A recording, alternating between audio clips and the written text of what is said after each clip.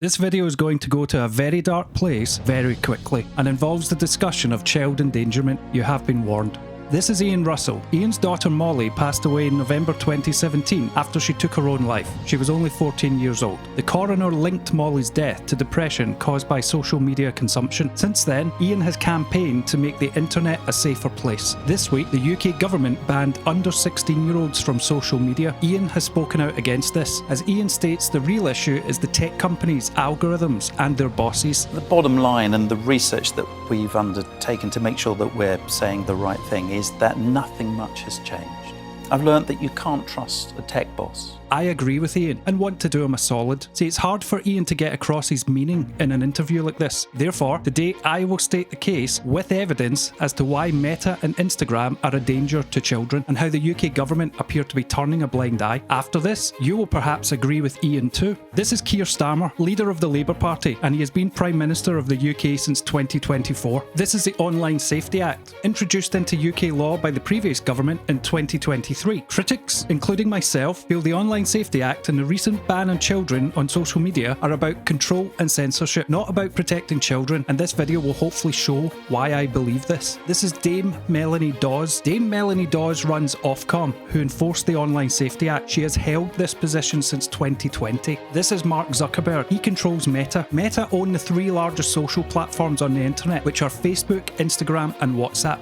This is Adam Mosseri. Adam Mosseri runs Instagram, and he has done so since 2018. Since the introduction of the Online Safety Act, Ofcom has not raised a single case against Meta or any of its platforms. Sites like 4chan have had such cases raised against them, which I disagree with, but to date, not a single peep about Meta or its subsidiaries. As an aside, 4chan, while lawless, is one of the last sites online with absolute free speech, particularly in relation to politics, which may be relevant. Meta are, however, currently and weirdly fighting the Online Safety Act, specifically the financial side of it in relation to fines for breaching it, despite, to date, never having a case raised against them. Meta also have a track record of following foul of the whole children on the internet side of things in other countries with similar style child protection laws, as well as some documented shady practices when it comes to children. Meta also have prior ties to the UK government. This is TikTok. On the right is a 1-minute long TikTok feed that shows the type of content I will see when casually browsing the app.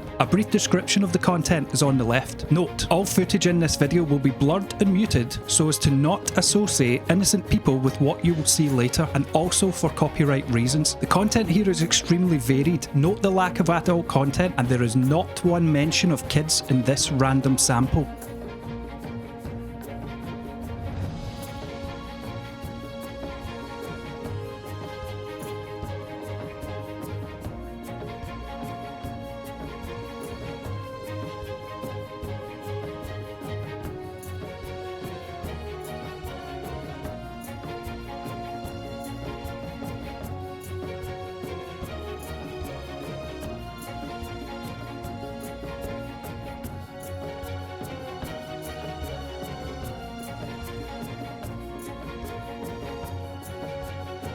This is YouTube Shorts. Again, a 1-minute long random sample that shows the type of content I would see when casually browsing the app. And again, the content is extremely varied. Note the lack of adult content, and while there is mention of kids, they are just dancing, they are fully clothed, there is no apparent link between their inclusion in the random sample with regards to the other content seen throughout.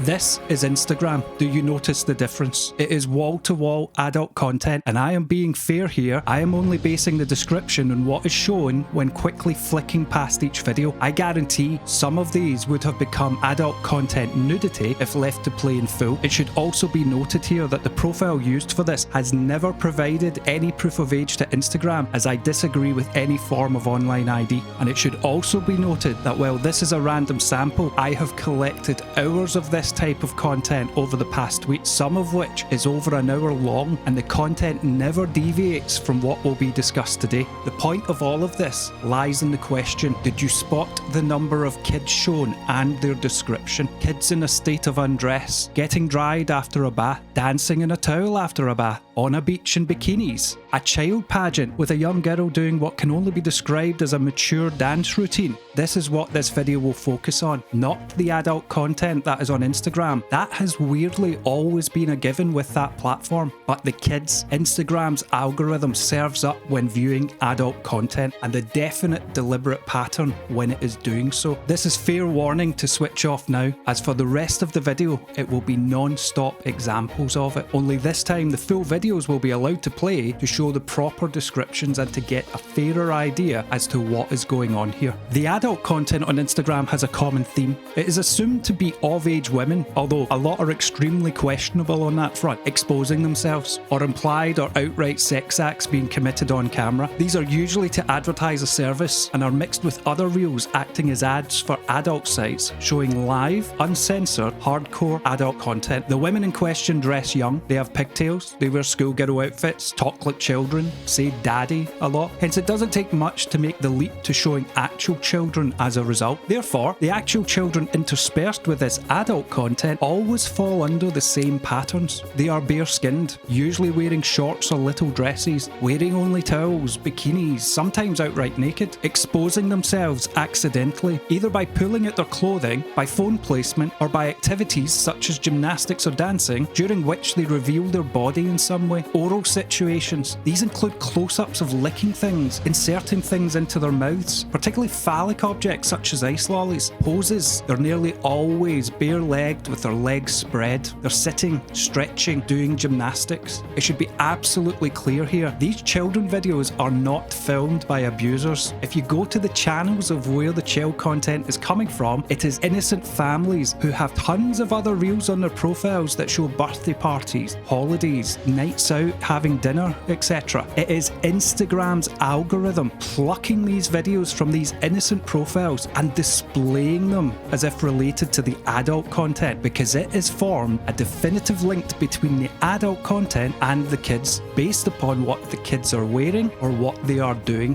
Think on that for a second. You are a mum, you are documenting various happy events in your family life and decide to share these online. Behind the scenes, Instagram are taking videos of your kids and serving them up to the kind of people that would be shown reels full of adult content, because the platform you use is linking your kids to that adult content and you have no idea that this is happening. Where it gets even darker though is when Instagram starts showing actual child fetish content, and I have proof of this. I want you to imagine an AI generated video of a roughly 14-year-old girl doing gymnastics. Her aged instructor reaches around and touches her for no reason in a place where she should not be getting touched. He then sniffs his hand. While blurred, it's playing right now, taken from Instagram. Interspersed with the adult content and the kids, there are many different examples, all AI generated, all involving girls around the age of 14 speaking in sexual ways or being touched by an adult figure in the video. Aside from the questions as to why content like this exists on Instagram in the first place, this takes us beyond this all being just a blip in an algorithm. It knows exactly what it is doing when it is associating all of this content together. The adult content to the kids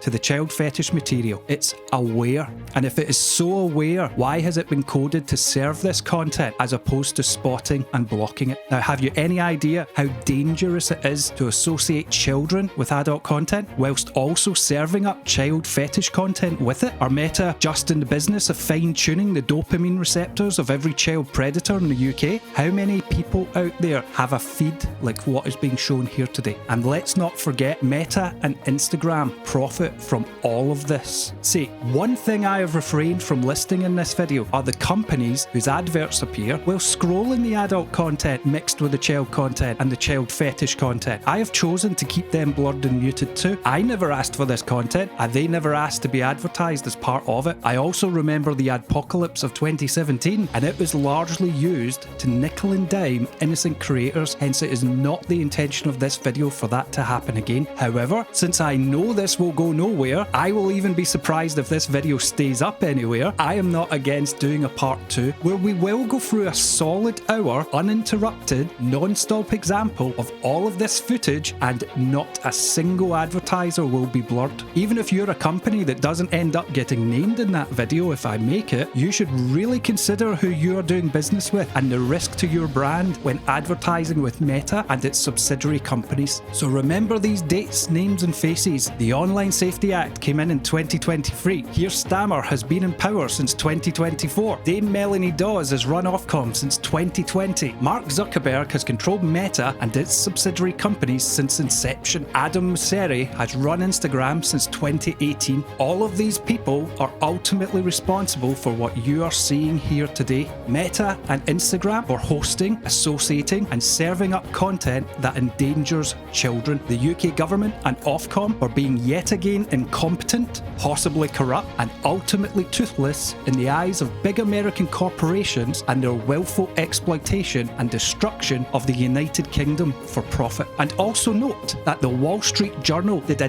detailed high-profile expose on adult content on Instagram in 2023, wherein they focused on the amount of it and concerns around exploitation of those involved. So taking out the topic of the kids and the child fetish content, why is adult content still so prevalent on Instagram? Surely after 3 years of the Online Safety Act and the Wall Street Journal expose, this would have been tackled, or Meta or Instagram would have had a case brought against them by Ofcom. And with the topic being raised today regarding the kids being associated with it and the AI generated child fetish content being shown, could you say it has actually gotten worse since the Online Safety Act came in? Yet Meta are fighting the financial fine aspect of the Online Safety Act despite never being served one. Could it be they want to continue acting in this way because they care for profit more than the safety of children, and this is just their business model? In closing, I hope this shows that the Online Safety Act and the banning of kids from social media is all just a big ruse set against the pretense of protecting kids online. This video would not exist if it wasn't. Ian Russell said it best at the start of this video. It is the tech companies and the algorithms that have to be looked at, and I will play it again to round things off. I hope this helps your cause, Ian. All the best to you and yours. The bottom line, and the research that we've undertaken to make sure that we're saying the right thing, is that nothing much has changed. I've learned that you can't trust a tech boss.